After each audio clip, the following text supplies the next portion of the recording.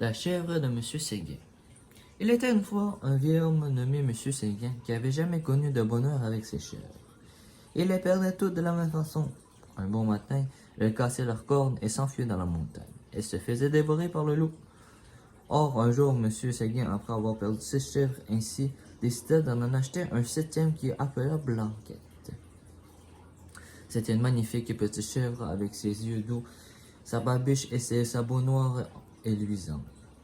Monsieur Séguin était heureux car Blanquette ne s'ennuyait pas. Mais un jour, il se dit, en regardant la montagne, comme on doit se sentir bien là-haut, et quel plaisir gambandait dans la bruyère.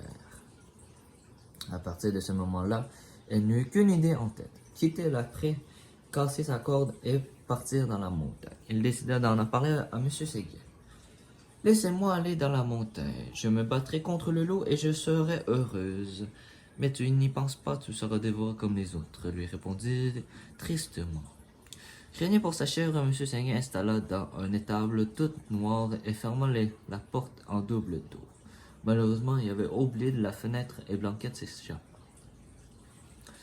Quand la chèvre arriva dans la montagne, elle gambada toute la journée. En bas d'elle, le clos de M. Séguin disparaît dans la brume. Tout à coup, un hurlement dans la montagne se fit entendre. C'était la trompe de M. Séguin qui rappela la chèvre.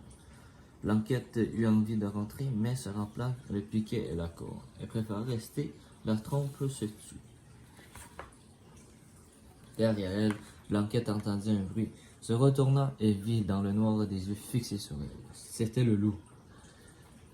Elle tomba en garde, la tête basse et la corne en avant, comme une brave petite chèvre de M. Séguin, qu'elle était alors qu'elle montra s'avança. Plus de 10 fois, elle força le loup à reculer et luttait toutes de ses forces.